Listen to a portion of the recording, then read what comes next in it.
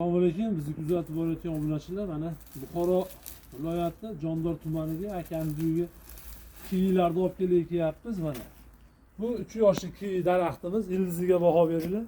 Buni ekilishi qana bo'ladi, ko'p odam so'raydi. Mana xuddi shunaqa chuqur qilib olamiz. Shunday qo'yamiz mana ko'chatni. Ozgina bundan soling tagiga. Mana bu biogumuz bilan qum aralashgan holati.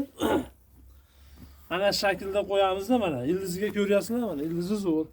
Shuni qo'yamiz, mana soling endi. Bundan. Hammasini bo'shatib endi. Shuni bo'shatavering hammasini. Mana.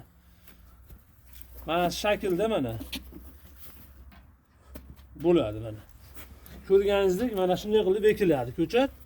Bu sovuqqa chidamli. Endi biz buni mana skochini chiqarib tashlaymiz. Mana.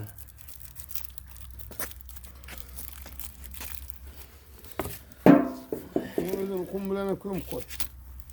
Mana bu ko'chatni shunday qilib buni tepaga hovuzaga tarab qo'ysa bo'laveradi mana. Buni ertaga o'zim Ko'chatga kerak bo'lsa murojaat qilaverasizlar. 90 303 40 99 raqamda bo'lamiz. Mana shu yerga xudo xolasa 20 tub akam qilmoqchi bo'lyapti.